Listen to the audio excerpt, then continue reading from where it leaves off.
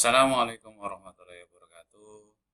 Jumpa lagi dengan saya Ahmad Solihin di channel YouTube yang selalu menyajikan materi-materi pembelajaran bidang komputer yang tentunya menarik untuk kita simak bersama.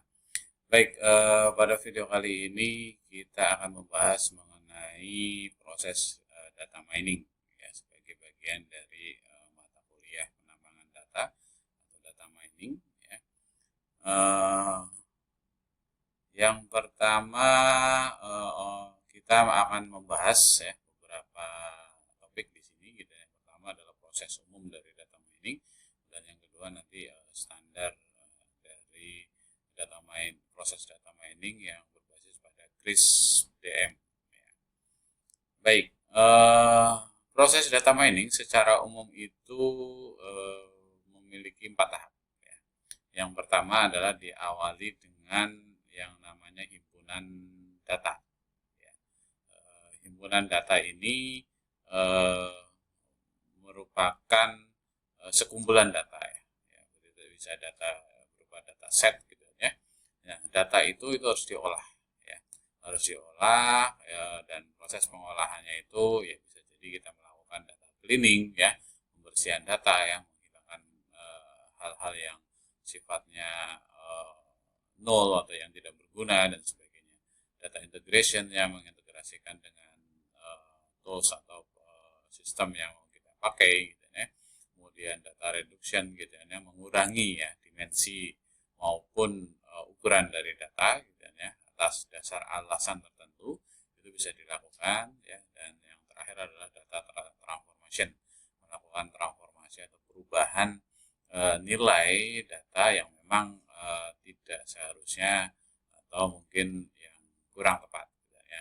Tujuannya satu ya, agar data tersebut bisa siap untuk diolah ya, dan bisa memenuhi mungkin kaidah atau kriteria data yang baik gitu ya.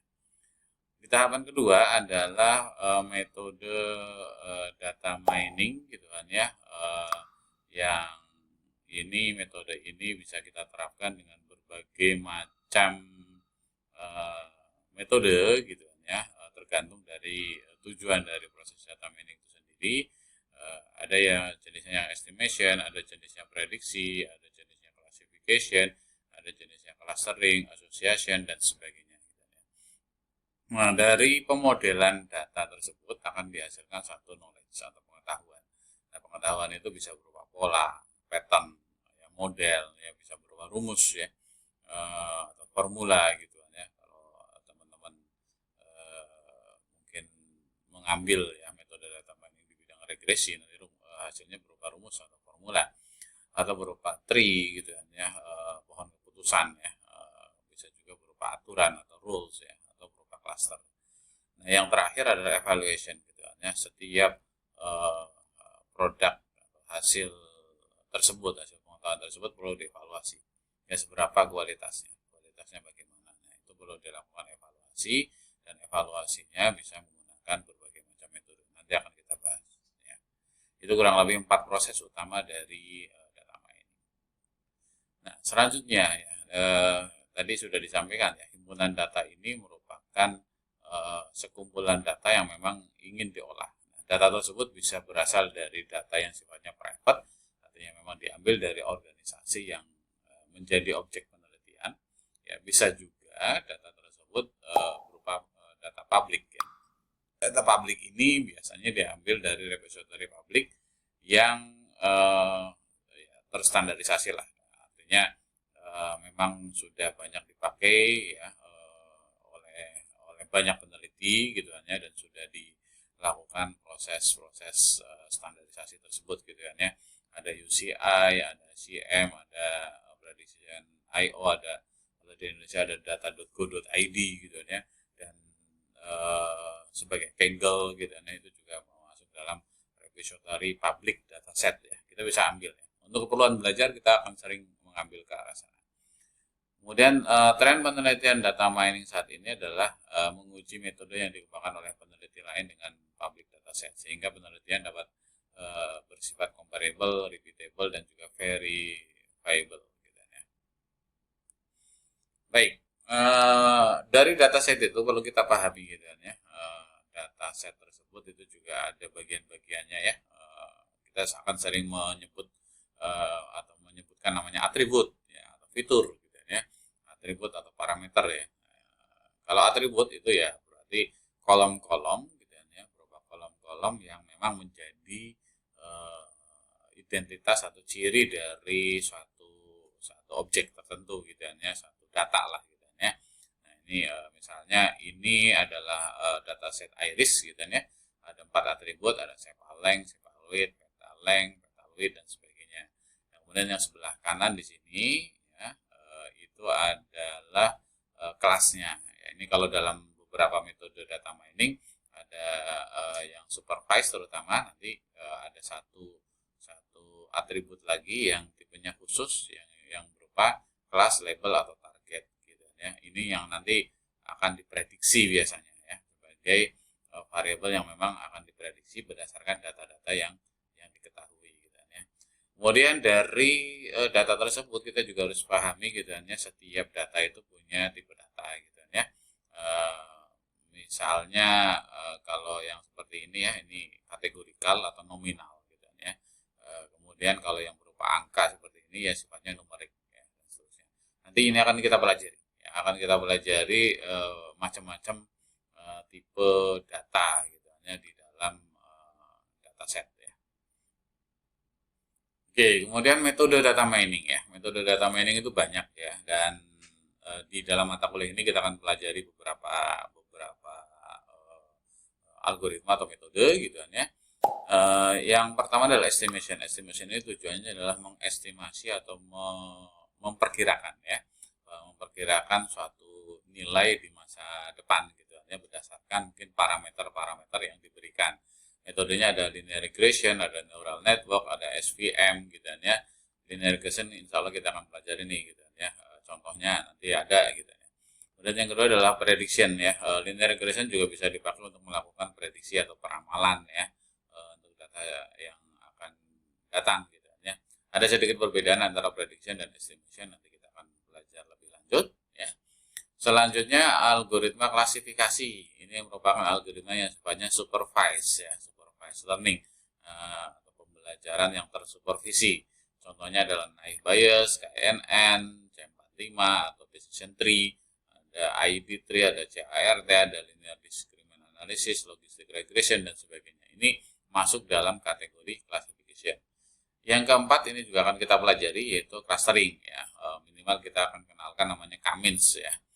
K-means ini salah satu algoritma clustering yang banyak dipakai gitu, dalam berbagai macam penelitian. Yang terakhir adalah association rules gitu. Asosiasi.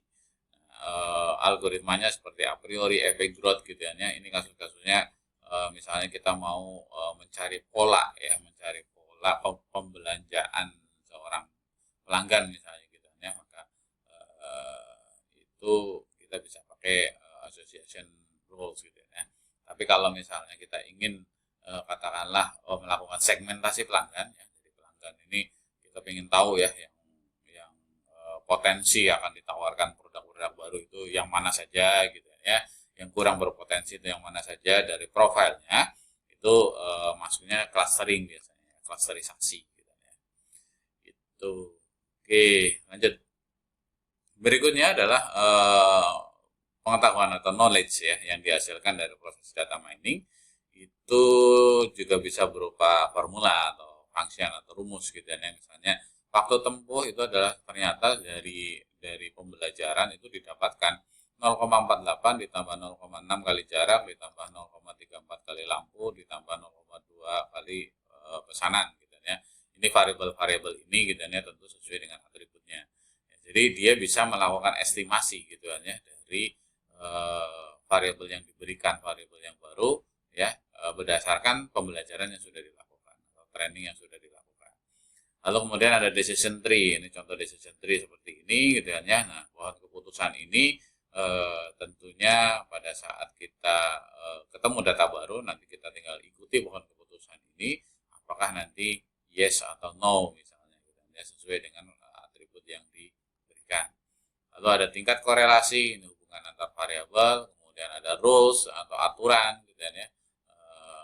if then else ini biasanya bentuknya ya, if then else itu rules ya, kemudian ada cluster atau hasil clusterisasi ya, dan seterusnya. Ini semua bisa berarti suatu knowledge atau pengetahuan ya untuk pengambilan keputusan tertentu. Oke, yang keempat ya, proses yang terakhir adalah evaluasi. Nah, evaluasi juga akan kita bahas ya secara lebih mendalam lagi nanti di belakang. Namun yang perlu kita pahami di sini ya tentu ada beberapa ukuran ya, ukuran evaluasi. Misalnya untuk estimasi itu sering kita pakai RMSE, root mean square error ya, atau MAPE ya, atau MSE gitu ya. Ini adalah ukuran-ukuran yang biasa dipakai untuk proses prediksi atau peramalan. Kalau untuk klasifikasi itu kita biasa pakai akurasi atau ROC gitu ya, atau area under curve gitu ya, AUC gitu ya. Ini kurang lebih sama gitu kan ya, yang bisa kita pakai untuk klasifikasi. Sebenarnya ada juga misalnya presisi, recall gitu ya, kemudian F-measure gitu ya, ini juga masuk dalam ukuran klasifikasi, bisa dipakai juga. Nah, clustering itu juga banyak ya gitu ya. Ada yang namanya DBI, ada Dunn Index gitu ya, ada Jakarta Index, kemudian ada juga Siloid Index ya, Siloid koefisien ya, dan seterusnya. Ya. Kemudian di asosiasi itu ada namanya lift ratio gitu ya, ini ukuran juga, dan juga ada F-measure yang bisa kita pakai untuk melakukan evaluasi algoritma terkait asosiasi. Ini akan dibahas lebih lanjut gitu, masing-masing algoritma tersebut ya. Oke, ini saya skip aja, ini contoh aja ya. Jadi menurut referensi bahwa nilai-nilai AOC itu akan bisa digradasi menjadi nilai-nilai yang berbeda gitu ya, menjadi arti yang berbeda ya. Pada saat nilainya 0,5 sampai 0,6 ini ya, dikatakan gagal gitu kan ya, dan seterusnya. Nanti akan kita jelaskan. Ya. Oke, nah kriteria evaluasi dan validasi model gitu kan ya. Nah, ini singkat saja beberapa mungkin ukuran kunci ya gitu ya, dari evaluasi model gitu ya. Yang pertama adalah akurasi, ini adalah ukuran seberapa baik model. Jadi kalau kita ingin mengukur ya seberapa baik model, maka gunakan ukuran misalnya akurasi. Ya. Terdapat berbagai model akurasi, tetapi semua model akurasi bergantung pada data yang digunakan. Kemudian yang kedua, kalau kita ingin tahu handalnya suatu model, maka kita lihat ukuran di mana model data mining diterapkan pada dataset yang berbeda. Jadi kalau mau kita tahu ya handal atau tidak suatu algoritma atau metode, maka kita coba dengan dataset yang lain. Ya, kita coba dengan dataset yang lain. Dengan demikian maka kita akan tahu gitu ya seberapa handal model tersebut gitu ya. Kalau hanya satu dataset ya kita bisa pakai ukuran akurasi ya, hanya melihat seberapa baik model tersebut. Ya. Kemudian kalau kita pengen tahu kegunaan dari satu metode data mining gitu ya, atau hasil dari data mining, ya tentu itu harus diukur secara eksternal, secara pengguna gitu ya. Jadi penggunanya harus menilai gitu ya, apakah itu berguna atau bermanfaat bagi user atau tidak ya. Misalnya pakai user acceptance dan sebagainya gitu ya. Nah, keseimbangan di antara ketiganya ini akan mendapatkan model yang terbaik. Ya. Jadi model yang terbaik tentu yang akurasinya tinggi, yang handal, dan juga berguna ya. Kadang dalam prakteknya sih ada salah satu bagian yang mungkin belum optimal gitu ya, maka diperlukan mungkin peningkatan kualitas secara terus menerus. Ya, lanjut ya. Nah, sekarang kaitannya dengan pengujian itu sebenarnya kita akan mengenal istilah namanya data training dan data set. Data training dan data testing ya. Jadi suatu data set itu bisa dibagi jadi dua, data training dan data testing. Ada yang polanya bagi jadi tiga, data training, data validation, data testing gitu ya. Oke, kita pada umumnya gitu kan ya, itu minimal ada dibagi dua ya, data training dan data testing. Ada tiga cara ya untuk melakukan pembagian tersebut. Kita bisa split secara manual, kita pisahkan secara manual, jadi kita di Excel kemudian kita bagi-bagi sekian persen untuk training, sekian persen untuk testing gitu ya. Ada yang pakai otomatis ya dengan menggunakan tools gitu ya, misalnya operator split data gitu ya. Jadi di split sekian persen training, sekian persen testing gitu ya, user yang menentukan. Ada juga yang secara otomatis dengan namanya X validation atau cross validation. Ya, ini yang akan kita jelaskan ya. Oke, misalnya ini contoh gitu ya. Kalau ini ada kasus, nanti mungkin dataset akan kita distribusikan ya. Jadi contoh ke dataset ada credit approval training, credit approval testing ya. Ini jadi dibagi secara manual nih gitu ya. Jadi Pak buat dua file berbeda gitu ya. Ini namanya manual ya. Dilakukan pembagian secara manual di luar dari sistem. Kemudian pada saat kita implementasikan misalnya di sini di RapidMiner, kita baca dua-duanya, yang satu dipakai untuk training, yang satu dipakai untuk testing ya. Jadi kurang lebih seperti itu. Nah, hasil dari ini cara membaca atau mungkin contoh ya, membaca tabel conversion metric atau akurasi gitu ya. Nah, di dalam hasil dari matriks akurasi ini gitu, conversion metric yang nanti bisa kita hitung akurasi itu dihitungnya dari mana? Ada istilah namanya TP, TN, FP dan FN. Ya. TP itu bagian yang terdeteksi secara valid. Ya. Ini dalam klasifikasi ya. Jadi ada data yang sebenarnya itu adalah macet, terprediksikan sebagai macet ada 53. Ada data yang terprediksi yang sebenarnya lancar, kemudian terprediksikan sebagai lancar ada 37. Tapi ada data yang seharusnya macet tapi terprediksikan lancar. Ya, itu ada 6. Ya, dan ada data yang seharusnya terprediksikan lancar tapi ternyata macet gitu ya. Nah, dari sini kita bisa ngitung akurasi nih gitu ya. Ya, dengan ini adalah TP ya, ini TN ya. Ya.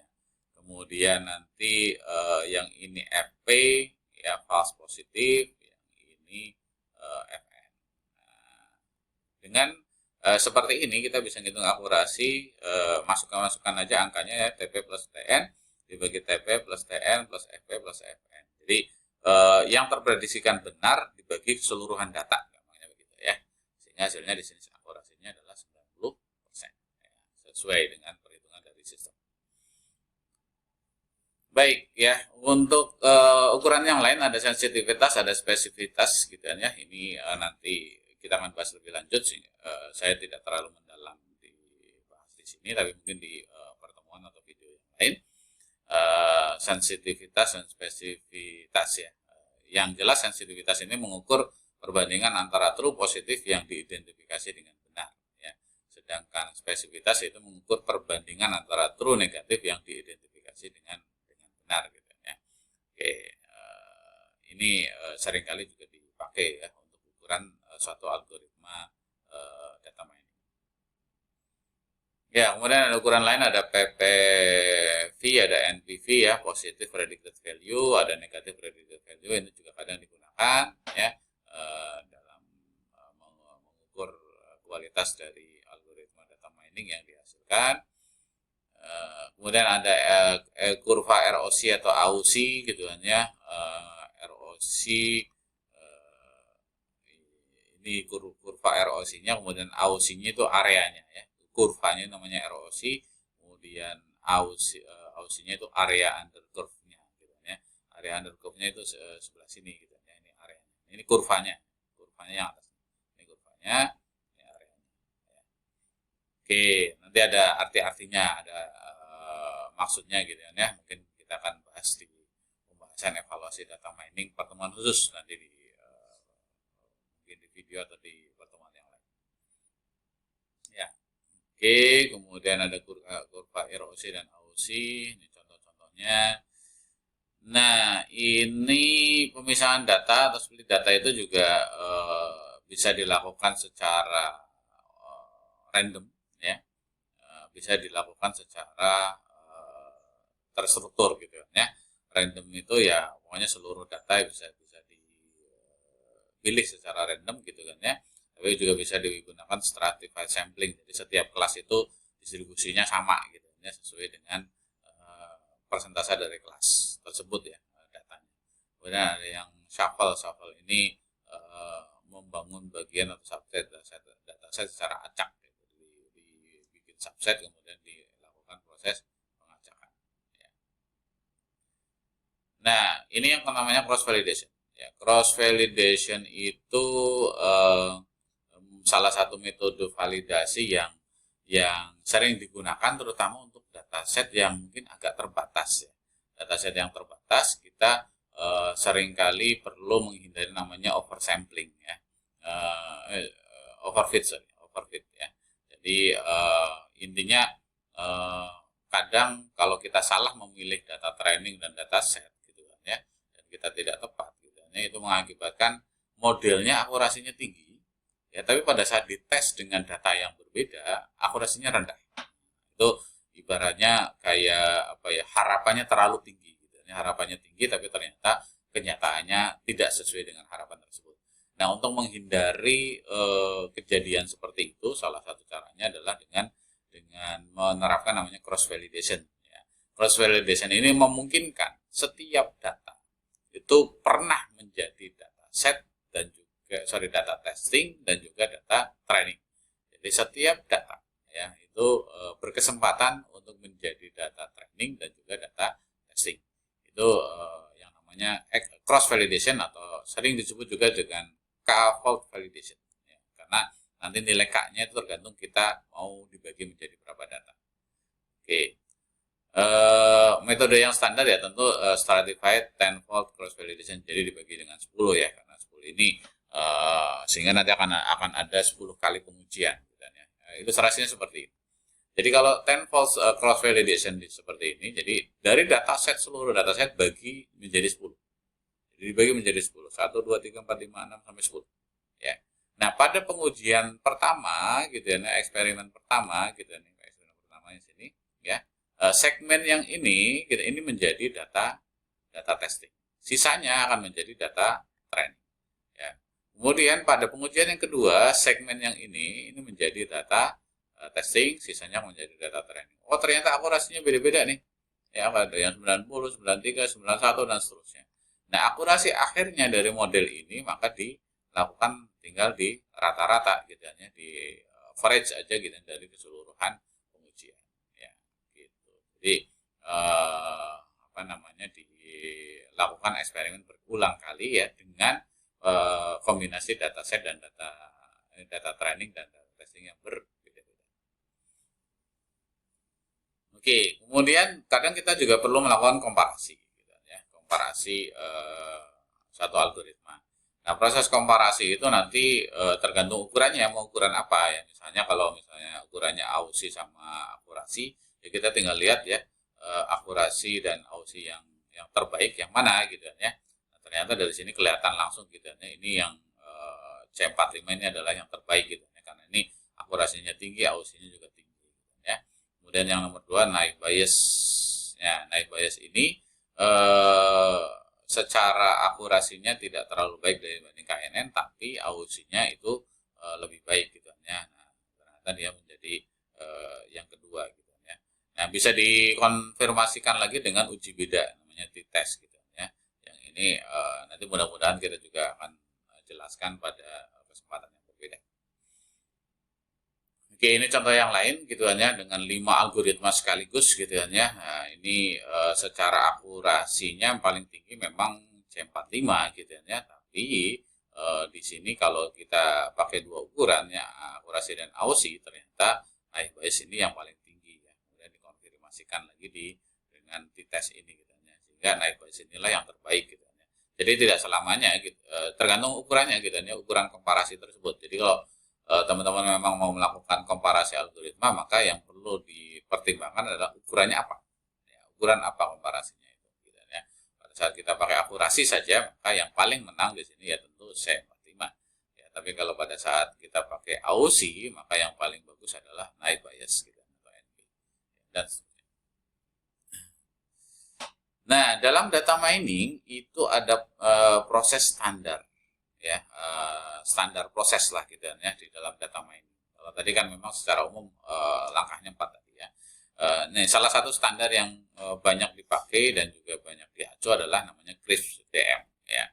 Apa itu CRISP-DM gitu itu Cross Industrial Standard Process for Data Mining gitu ya. Ini dikembangkan mulai tahun 96 gitu ya. Kemudian ini merupakan proses standar yang non proprietary, artinya tersedia secara bebas, boleh digunakan. Jadi tidak perlu bayar lisensi lah untuk menggunakan model ini gitu kan ya. Yang mana ini sifatnya adalah netral industri, netral alat, dan netral aplikasi. Mau pakai aplikasi apapun bisa mengacu pada CRISPR. Ya. Apa tahapannya? Ada 6 tahapan di sana. Tahapan yang pertama adalah business understanding. Ya. Business understanding ini memahami proses bisnis atau tujuan dari pengembangan data mining tersebut. Ya. Jadi kita data mining ini mau ngapain? Ya. Nah, maka itu tahapannya adalah di bagian business understanding. Kemudian yang kedua adalah data understanding, ini memahami datanya. Ya. Setelah tujuannya dipahami, permasalahannya dipahami, berikutnya adalah data. Ya, datanya dieksplorasi, dipahami. Ya, lalu setelah datanya kita paham, maksud dari data itu apa, kemudian dilakukan preparasi, persiapan. Nah, di sini ada proses cleaning, ada proses mungkin integration, ada proses data reduction dan sebagainya gitu ya. Kita akan bahas secara mendalam nanti. Kemudian berikutnya modeling ya. Modeling ini menentukan algoritmanya apa yang mau dipakai. Akan sangat bergantung pada data dan juga tujuannya. Pada saat tujuannya itu memang ingin menghasilkan satu klasifikasi, ya, maka modelingnya nanti harus menggunakan algoritma yang kaitannya dengan klasifikasi. Ya, kalau tujuannya adalah prediksi, maka nanti algoritma yang prediksi. Ya. Oke, kemudian modeling ini perlu dievaluasi sehingga kita lakukan evaluasi. Dari hasil evaluasi ini nanti akan didapatkan parameter yang optimal atau model yang optimal. Dari model yang optimal itu lalu dilakukan deployment atau pengembangan sistem, diimplementasi di coding, kemudian agar dibangun user interface-nya agar pengguna bisa menghasilkan atau bisa mencoba atau menggunakan sistem tersebut. Semua ini itu berkaitan dengan data, ya, berkaitan dengan data. Jadi center of modelnya ini adalah data. Ya. Jadi tanpa data, misalnya ini nggak jalan ini semua. Ya, jadi data mining core-nya adalah data. Jadi kalau teman-teman mau ambil riset data mining, pikirkan dulu datanya apa, datanya ada nggak. Gitu ya. Karena kalau tidak ada datanya, kita nggak bisa jalan setiap tahapan. Baik, ini adalah penjelasan masing-masingnya, gitu kan ya. Saya kira normatif ya di sana tadi sudah saya jelaskan, gitu ya. Business understanding ini menyatakan dengan jelas tujuan dari proyek dari data mining. Ya. Kemudian terjemahan dari tujuan dan batasan ini dirumuskan dalam definisi masalah, gitu ya. Kemudian mungkin mendefinisikan strategi awal dan juga mungkin merancang apa yang mau dibangun, gitu ya. Saya kira ini jelas sekali, gitu ya. Ini adalah tahapan awal dari pengembangan satu sistem secara umum sebenarnya, gitu ya. Tidak cuma data mining. Oke, kemudian yang kedua data understanding, ini adalah kita langkahnya mengumpulkan data menggunakan analisis data eksplorasi. Kita melakukan eksplorasi terhadap data, kemudian melakukan evaluasi dari data, ya, kemudian di situ juga kita bisa memilih ya data-data yang mungkin sifatnya menarik. Di tahapan ketiga itu ada persiapan data gitu ya, dari data mentah tadi diolah gitu ya, sehingga nanti bisa siap untuk dilakukan proses analisis di tahapan berikutnya ya.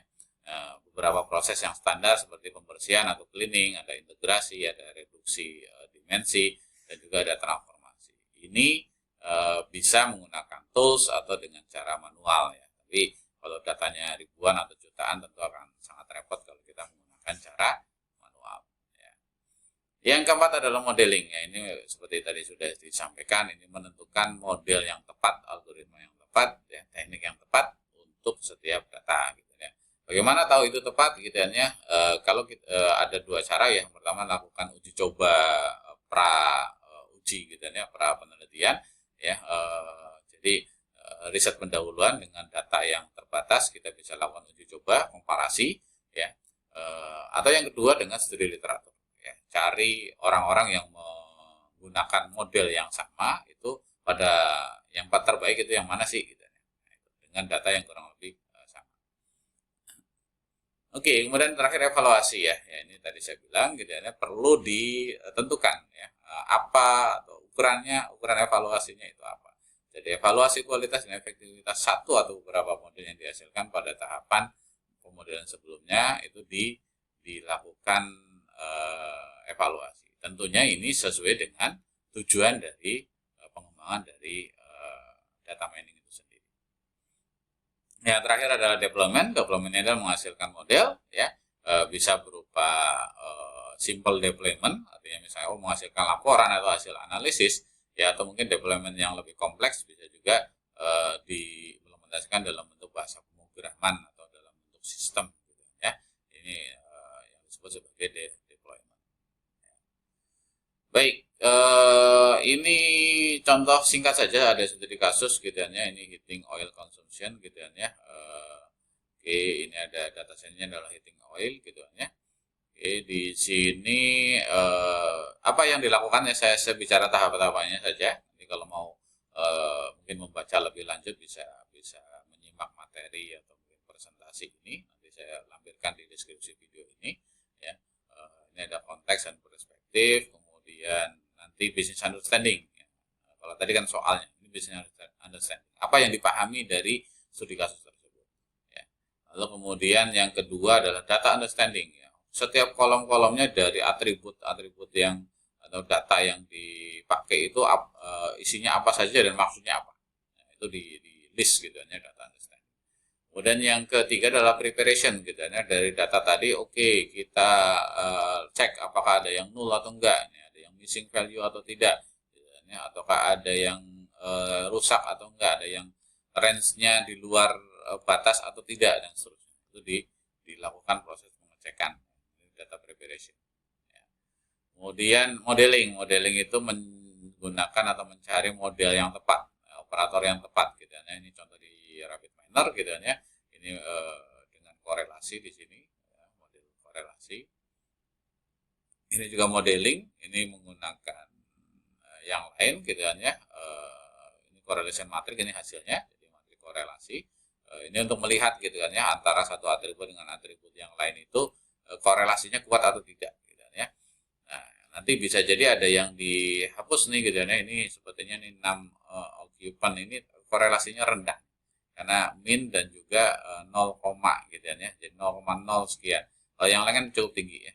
Kalau yang lain cukup tinggi nih gitu ya. Nilainya tinggi gitu ya. Kalau ini nilainya paling rendah. Sehingga ini intinya ini nggak berpengaruh ya terhadap nanti hasilnya. Nah, sehingga ini bisa dihilangkan.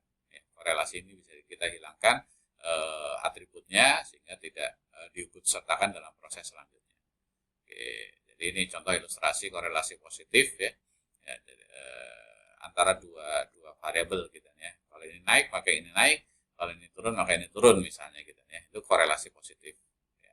Ada korelasi negatif ya. Kalau ini naik ini malah turun, kalau ini turun ini malah naik. Nah itu namanya korelasi negatif ya. Tadi kan ada nilai min, ada nilai plus gitu ya. Nah, kekuatan dari korelasi itu berkisar antara 0, min 1 dan 1, semakin ke kanan dengan ke kiri, semakin ke min 1 atau ke 0 ke 1 ini korelasinya kuat. Nah, sehingga dari sini tadi ada nilai ya satu variabel yang korelasinya rendah gitu. Nah, maka itu bisa dihilangkan gitu ya.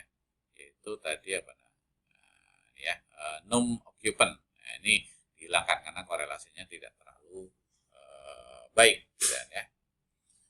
Oke, kemudian ini deployment saya kira tinggal kita mau menerapkannya mau seperti apa, kemudian bisa juga menambahkan atribut tambahan ke dataset ya, kalau misalnya diperlukan kita bisa menambahkan atribut lain ya, selain yang ada atau yang diperoleh gitu kan ya, kalau memang belum cukup ya dengan atribut yang ada. Oke, saya kira itu kitanya. Ini beberapa referensi, silakan nanti bisa dibaca lebih lanjut. Terima kasih. Sampai ketemu lagi, mudah-mudahan bermanfaat. Ya. Assalamualaikum warahmatullahi wabarakatuh.